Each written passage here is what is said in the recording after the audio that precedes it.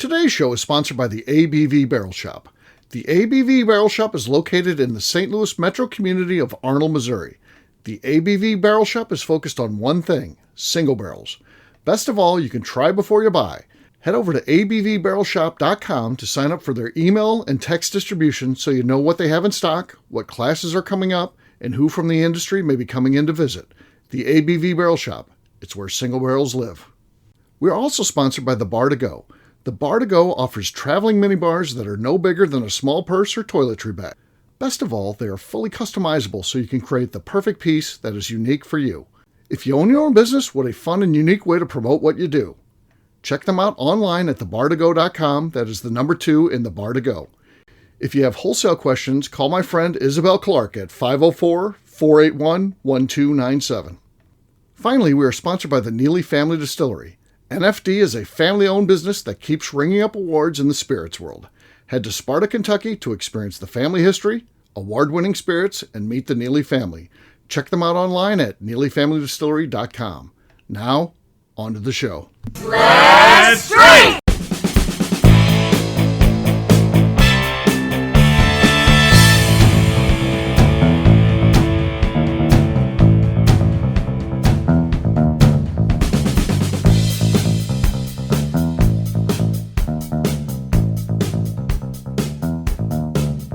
Welcome to the Bourbon Daily, the podcast about everything bourbon delivered to you every day of the week. Today on the show, we discuss opportunities for the bourbon industry to continue the bourbon boom. My name is McNew. Please join me in welcoming my co-host, Steve Agley, along with our special guests, Wes Hardin, Tim Swaya, and Katie Joyce. Hey, gang, what's up? Hey, guys. What's happening? Hello. Hola. Hey, so yes, we're going to be talking today about opportunities for bourbon. How can we keep this thing going? I think we all enjoying what's happening right now. We want to keep it going. Let's talk about how the bourbon industry can help foster an environment where it does keep going. We'll get to that after the break. For right now, Katie said there's something she wanted to talk about. What is that, Katie? Mm-hmm. So when you're out in public and you see someone that either like you're pretty sure you know before, or like you see something like that they're wearing, or that they've got like a glass from somewhere that like you were also at that event, or that's some kind of connection to this person. Sure. Are you a person who approaches them and discusses it, or are you a person who freezes up and thinks of like, well, what if I'm wrong? What if it's not from that thing? Or what if they think it's weird? And then you don't say anything, and do you ever regret not saying anything if you are that person? Is my question. Yeah. I would say something like if I saw one of you guys at the store, I would duck over into the next aisle because I never talk to people I know at the store. But if it's strangers, I talk to all of them. I mean, yeah, I'd be chasing you through the store.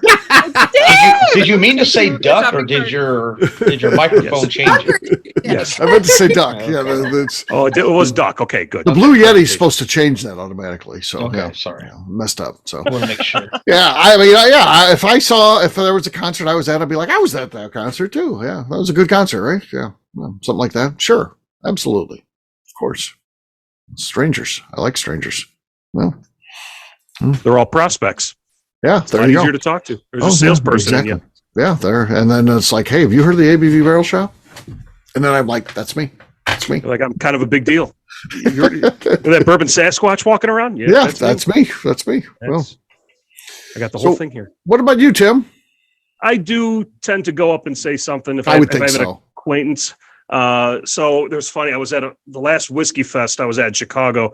It was funny. I actually bailed on talking to somebody because I'm like, I'm not so sure if that's the one from Instagram who said they're supposed to be here, but they look really familiar, but I'm not so sure anymore. So there's a little bit of that. I bailed just in case. So I was I'm going to make an ass out of myself.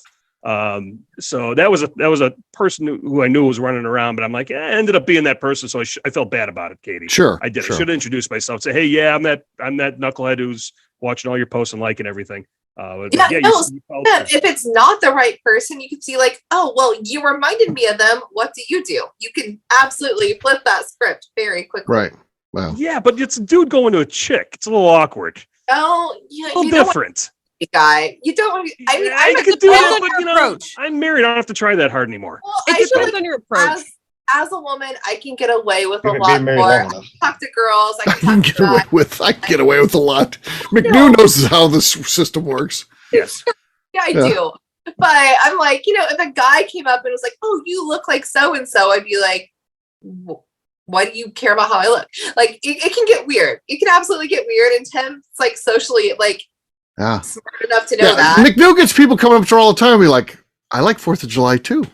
I really enjoy 4th of July. How about you? I'm really patriotic. Yes, I too am patriotic.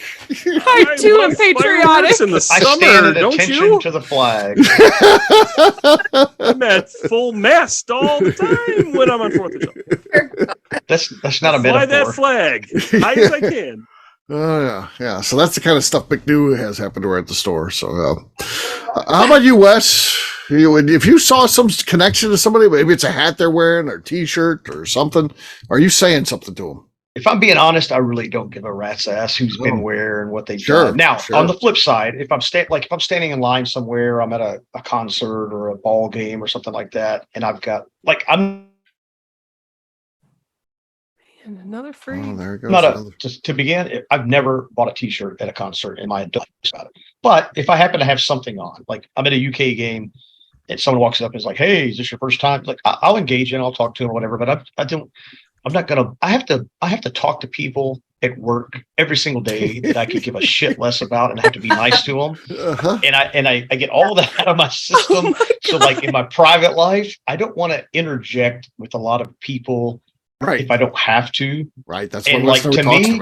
Yeah. To me, whether or not they've been to see Chris Stapleton 100 times or one time, I don't give a shit. Like, do what you want to do. It's not worth me instigating the conversation. But if they approach me, I don't get the fuck out of here. Like, I'll talk to them and I've been once, twice, 5 times. I love it. I hate it, whatever. I'll engage, but I'm not like the instigator of those conversations. Okay. That's really says I have enough friends. I don't need to make new. That's exactly what it is. Follow-up question was, is it the small talk that you don't like? Like, would you prefer someone come up and's like, "Hey, what's your thought on this public policy?" Like, would you like definitely don't. They don't want that, and I don't want that. No, it's not that. It's just what if someone comes up and asks what your favorite dinosaur is? Yeah. It's a very weird question. Well, hey, I would be more likely to answer that question than I would if I was at a Chris Stapleton concert and someone came up and was like, "How many times you been to see Chris Stapleton?" I'm like, if I told you a million, would it fucking matter? It's impossible. Like it's dumb. Like I just don't care. Like I don't really care. I'm kind of with Wes on that, because if it's a concert, if it's Chris Stapleton, Tyler Childers, whoever, it turns into a pissing contest of like, "You've been 3, I've been to every time he's been in 2 hours of the city." Exactly. I sit on the front row 2 times and paid $1,000. Let me clarify something here, though. Somebody coming up and asking you, "Is this your first time at this concert?" is coming up asking with different reasons to start conversation than somebody coming up to Wes and asking. Oh yeah, this is true. No. So you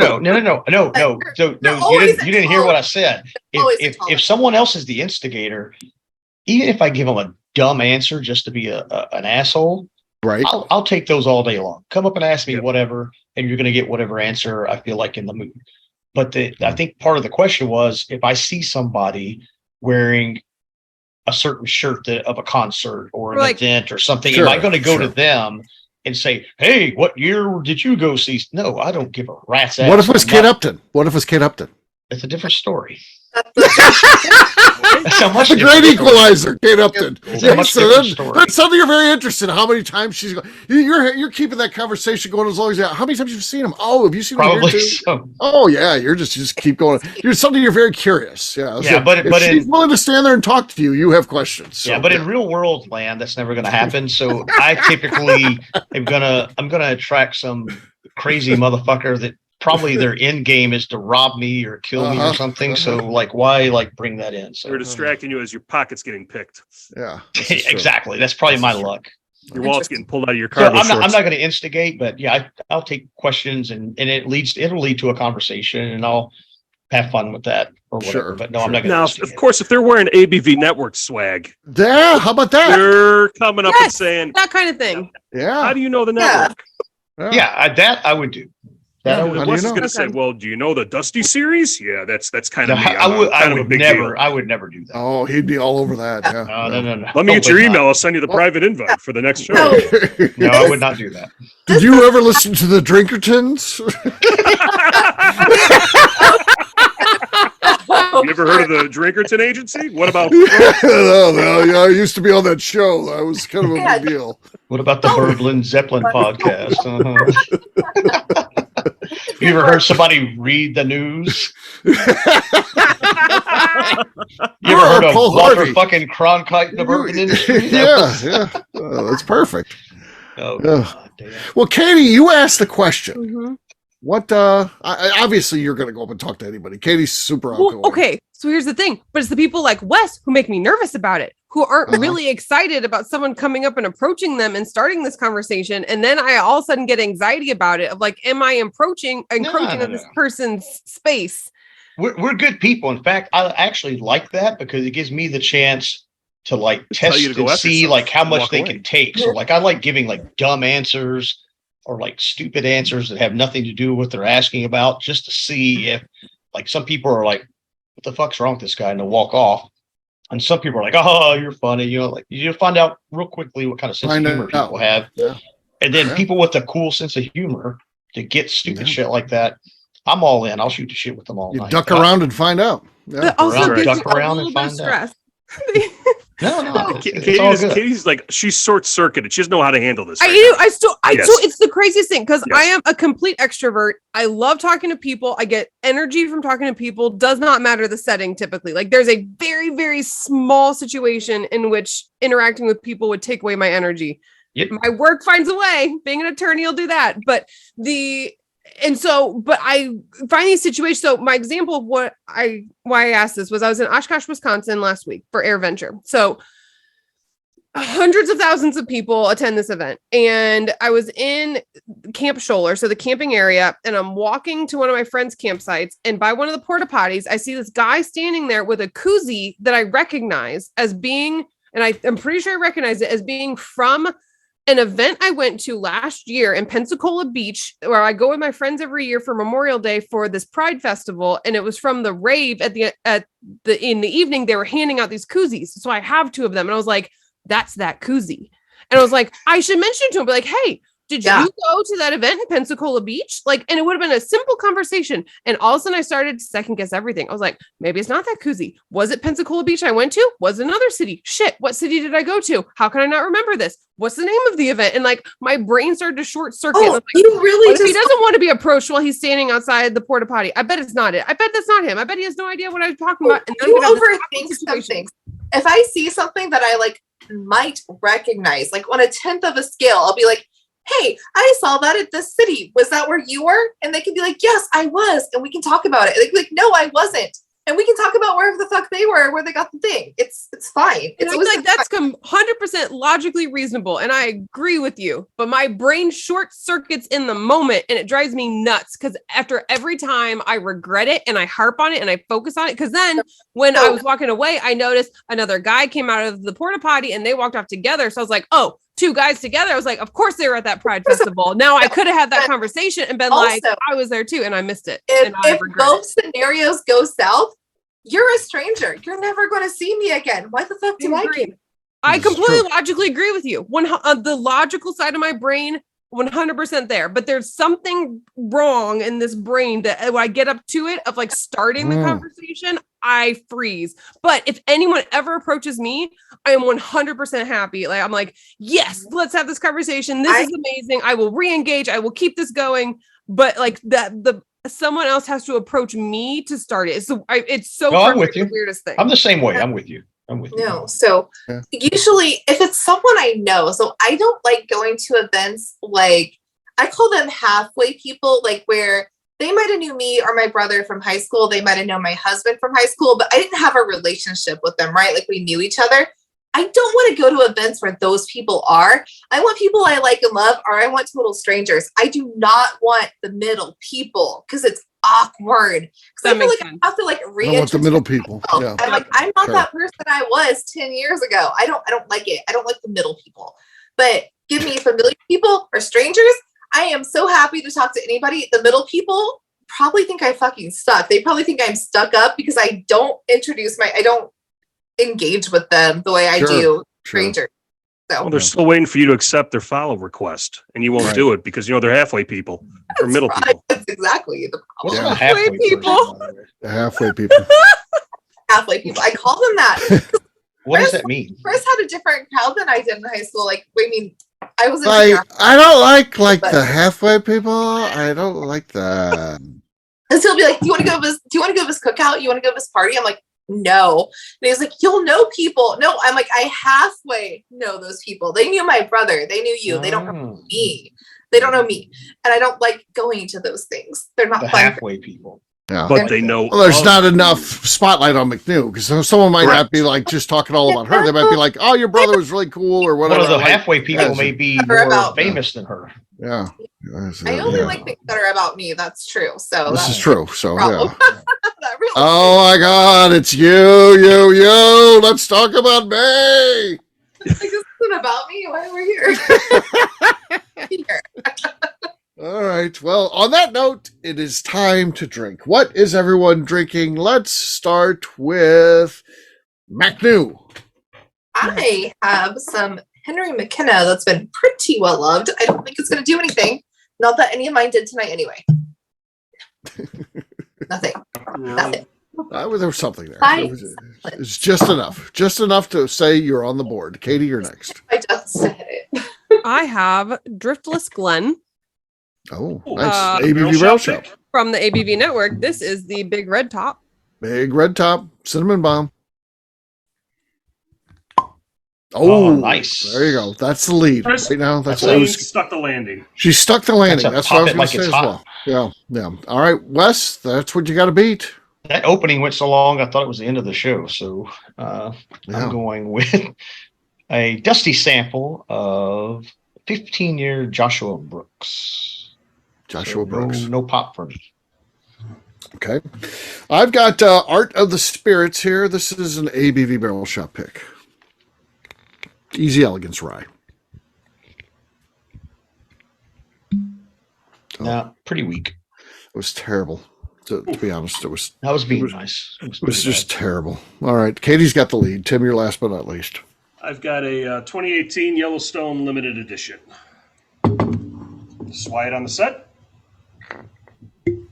No, not enough. Katie wins. You had a fart sound and a squeak. It was terrible. Correct. Yeah. Yep. Yes. A grunt, a fart, and a squeak. Cheers, gang. Cheers. Cheers. All right, we're going to take a quick break. And then when we come back, it's going to be time to talk about opportunities in the bourbon industry. We'll do that in just a few.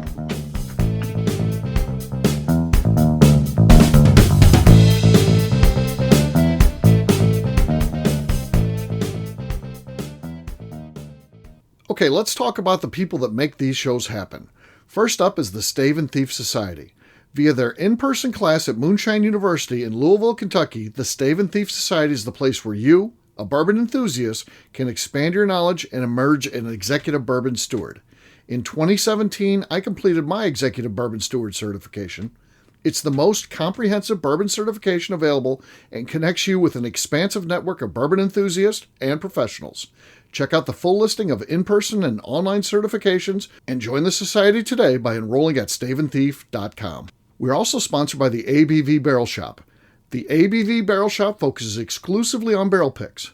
It's the job of owners Steve Akeley and Jim Fosnot to seek out distilleries that are making the best whiskey in the world, taste through their barrels, and select the ones that are off-profile in the best way possible. They have high standards and refuse to allow anything into their store other than something they would be proud to have their name on. This leads to some really awkward conversations with distilleries that can't make it, but they do it for you, their customers. Learn more about what is going on at their St. Louis-based store by heading over to abvbarrelshop.com. Last but not least, we are sponsored by Neely Family Distillery.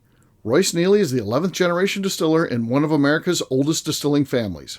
A visit to Neely Family Distillery takes you through family history, where you can see all the artifacts and newspaper clippings through the years from this family that started distilling in America after James Neely arrived from Northern Ireland in 1740. Today, Royce Neely and his team are crafting some of the best spirits in America. Their bourbon and absinthe offerings keep winning top honors in spirits competitions. Recently, their absinthe made history as the first platinum winner in the absinthe category at the San Francisco Spirits Competition.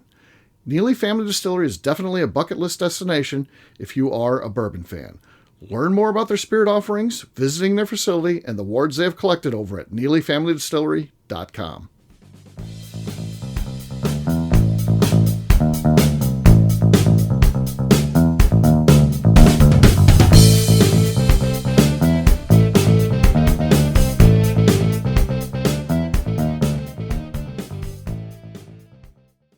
All right, great job today, gang. For audience, we'll have a brand new show for you tomorrow. We'll be mailing again, once again. Take care, everybody. See ya. Happy Festivus. Later. Bye, guys. Happy Festivus. Cheers. Yeah, happy Festivus. Welcome back to the Bourbon Daily. Today we're talking about opportunities in the bourbon industry. Yes, we are. We recently did a show with this group that talked about the threats. What do we think the opportunities are? How can bourbon help facilitate, keeping this thing going? What do they need to do? There's definitely no shortage of product. So what I'm hoping is we start bringing some age statements back. Age statements. Start having some minimum age statements, and we stop lying to ourselves that no age statement is better or this, that, or the other. You stop all those debates. Whiskey's whiskey. Whatever's in the bottle is what the distiller's trying to put out there and sell what they want to sell. But if I want some age on some stuff, then I have some benchmarks to work from. Okay. I think. Go ahead. Go ahead, Wes. I think one of the innovative things that a couple of distilleries have started, I think it's popular. I think it's becoming more popular. And what would make it really popular is if they slip in like a really crazy allocated special release, but these mail order sign up club things. So like the Barrel to Box with Jim Beam. I can't remember what the makers is called. Sorry, makers, but I can't. But anyway, either way, those programs are pretty cool. So I like the idea of either using that as a early release or an allocated release. So like the Barrel in Box people get the Legent Yamasaki finished, 2 months before it goes out into circulation to the public, or maybe that's the only way you can get it. And, things like last year they had a special release of Booker's and for their fourth quarter, that was the only way you could get that was through that program, period. You're not getting it anywhere else. It was a Booker. It was like, I think it was a Fred No pick. It was a special Fred No pick. And it was only through the Barrel and Box program. Makers has had some releases of experimental and some other things through their program. Those kind of things like that, I think, help keep like the hardcore bourbon fans engaged. It allows people that are disenfranchised with the whole allocation and trying to run to the store when someone posts on social media that they got 4 bottles of this at a store and you got to drive like a bat out of hell to get to the bottle that you want. You may or may not get there, and all that shit that happens every day. So I think those programs I was skeptical at first. But the more they've been releasing and what they've been releasing, what I was afraid is they would try to push off, kind of underwhelming releases through that program just to get it out there. But it's actually the opposite of that. It's some pretty cool, innovative stuff in there. And so it's something cool, something new. Everybody that I know of in the bourbon world that's a fan and a connoisseur loves getting a bourbon package in the mail, right? Mail call, box is here, FedEx is here, UPS is here, whoever. So I think that's an opportunity to get stuff out to the masses and push some product, and B, kind of reward people, the loyal customers, and give them something a little bit of special that they don't have to like work so hard to go find. So I think that's a opportunity that more people should take on in the industry. Right. What do you think, Katie? What are some things that the bourbon industry can do to help keep things rolling up as they are now? I think they could take some opportunities to change up a little bit of the current process to make it more eco-friendly. And so I've said this before, I'm not going to get off my soapbox on this. Especially Arcane Distillery did such an amazing job on the entire process they had. There are ways that this could be done better, that we're not using so many resources, that we're doing this more efficiently. We're using renewable resources, There's ways, and then I think you could reach a whole new market with this as well. And there's some really cool stuff you can do. And I think that makes it really good quality. So I think the opportunity is to focus on the quality of the product that you're putting out, but that we're doing it in a way that's preserving this process for the future, making sure that we have the resources we need and that we are doing what we need for the next generation in general, but also for the next generation of bourbon producers and consumers as well. So I think all of that goes hand in hand, but there's things we could do that still puts out fantastic quality as well. Okay. That's my big one. I think the big one is, more tourism, more interaction, more events.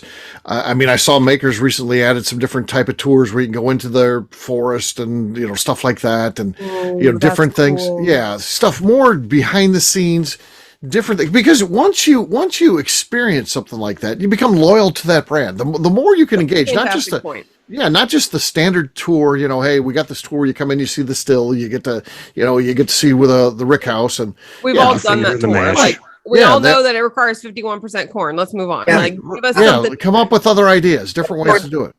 For sure. Yeah.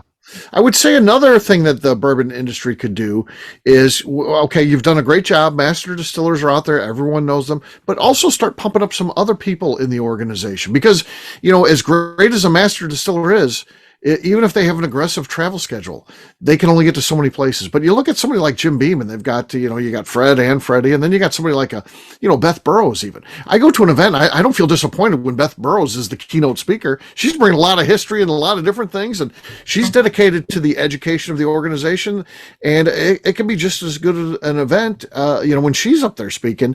And that's an idea of elevating someone who might not be in that role in the past, wasn't put in front of audiences. They were more behind the scenes coordinating things and helping out as a sales rep out, in the field. But, with Beth, she's leading a lot of the stuff. And so you bring up a good point, Steve. If you're the master distiller and you're the one that kind of sets the program, you set everything going, and you're only at the distillery 45 days a year, where's the one person that's actually making the stuff for the rest of the days out of the year if you're traveling all that time? And you're now a brand ambassador. You're now the ambassador of the brand.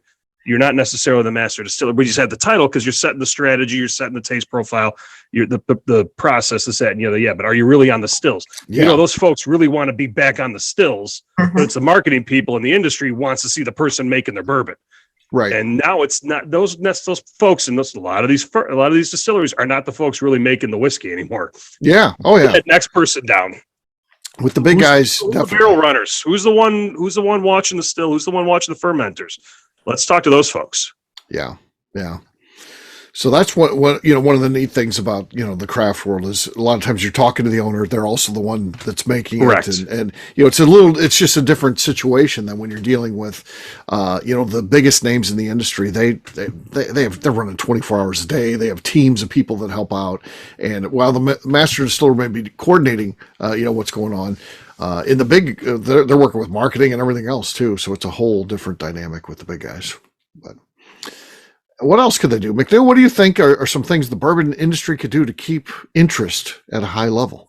So I think they can very easily stop allocating things, especially on the big guy level, right? Where we know this mash bill, this warehouse makes this bourbon.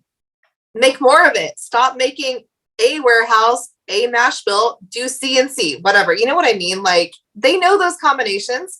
They say, this is the one people want. Stop allocating it.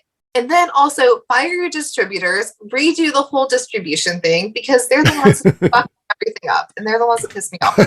Yeah. So that's a good answer here. This is good. Where there's a lot of opportunity. Because why is Weller here in Indiana $100? You can drive to Ohio or Texas and get it for $25. The distribution is fucked up, and that's where there's a lot of opportunity. Yeah, there is. There certainly is. So I would also add, Steve, just as a last point, or at least from my side, is blending is no longer trending. Blending is here. Yes. It's no longer taboo for American whiskey producers to say the word blend anymore. We don't have to say, we have to cover it and say we're marrying or mingling things. We can actually say we're blending whiskey again and creating new products off of existing products. And that provides an infinite amount of creativity and innovation that we're now comfortable saying that, yes, we can blend bourbons. And yes, and I think Steve in his movie played a big part in this, because when you heard blended, you're like, oh, it's trash. They just blended things to make them taste good. Now we know there's an art form behind it, like somebody very skillfully. Hey, I was ahead of the game. I had people that movie said, why are you making a movie about this? Yes. Because we all, like, as Americans, we thought it was trash. I'm like, oh, you have to blend it. It was I recognized an opportunity. So I was ahead of the game. You absolutely did. There you go. Well, and by the way, check out that movie. It is available on Amazon and maybe coming to more places too. So we do have a distributor now. I think we got to redo some things. And so I'm not mad at the movie distributors. I'm mad at the whiskey distributers. Right. There you go. Okay. Don't be mad at Steve. I don't think they're listening, so that's fine. Okay. Yeah. It's not for the movie business at Steve's media company. I do like the movies part of it. Yeah. If a shortcoming of whiskey was the storage, is an opportunity that they can take all these extra barrels from the extra product they're making and find a way to make us some really cool storage that's affordable that we can all use. Like with every so many bottles you buy, you get this barrel that was made into shelving to just keep adding to your room. Steve would have more furniture than he knows what to do with. I think we all would. Yeah. Did you ever watch Storage Wars? Were you guys into that at all? Which one? Storage Wars. Storage Wars, yeah. Oh, yeah, definitely. Okay. What if we just got storage units and put whiskey in there to age? Storage unit whiskey. Storage unit whiskey. Okay. Yeah, there you go. People would be able to, I think they would be able to detect where it was being stored outside there. Yes. And they'd probably have a problem with you getting broken into. But it's a fun idea for sure. The building is conducive to aging whiskey, I would guess, most storage buildings. But probably. Yeah. On that note, we're going to wrap this one up as we always do by talking about where people can find us. Katie, we're starting with you. Where can people find you? You can find me almost dying with my laptop and about to plug it in, and also on Instagram at Katie Proof. I wish I had a screenshot because Katie just looked so unhinged. She had like a plug. Right. Draped around her. They're draped around her. Yeah. Flowing. All right. Yeah. She needed a fan on it. She would have been like Beyonce with her cord flowing. Yeah. I mean, she had like crazy eyes too. It was really something else. I'm like, the screen went dim on me. I've got like 2 minutes before it shuts off.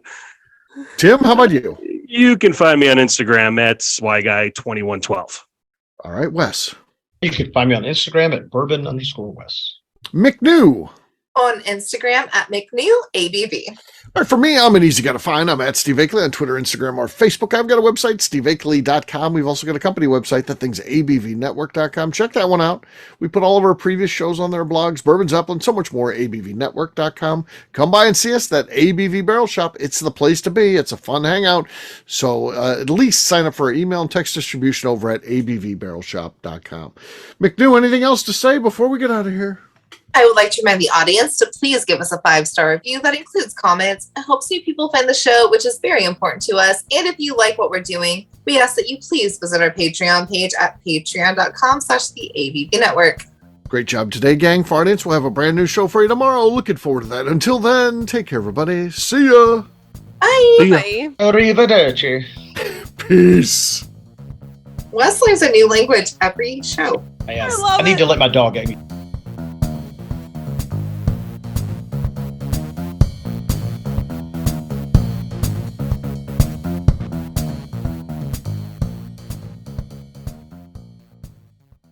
Before we finish the show, let's talk about some of the great companies that support the ABV network. First up is Moonshine Still Pro. Moonshine Still Pro is owned and operated by Russell Creed, who makes stills for the hobby distiller.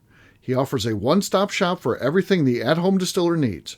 Whether it's a small, experimental stovetop still or something bigger you run outside, he has the still or parts you would have difficulty fabricating yourself if you were trying to build a DIY still project. Additionally, he has resources to assist in creating unique distilled spirits, including heirloom grains, barrels for aging, and recipes. Check out Russell's company online at moonshinestillpro.com. Finally, I have a question for you. Have you ever boxed a bear? Of course not. That'd be silly. Bears really don't follow the rules, so shots in the back of the head, punches to the nuts, and scrums after the bell would be the norm. A better idea would be to enjoy Boxing Bear Whiskey, a brand crafted by Nobleton's Distilling House in Union, Missouri, and sold exclusively at the ABV Barrel Shop in suburban St. Louis. This is a popular offering that sells out quickly, but when you're in town, stop by the ABV Barrel Shop and see if they have it in stock. Better yet, sign up for their email and text distribution over at abvbarrelshop.com and you'll know exactly when it is in stock. This is Steve Akeley, owner of the ABV Network, signing off. We thank you for listening to our programming and truly appreciate your support. The Bourbon Daily is part of the ABV Network. For more information or to become a sponsor, please visit abvnetwork.com. Thanks for listening and cheers. This has been a Steve Akeley production.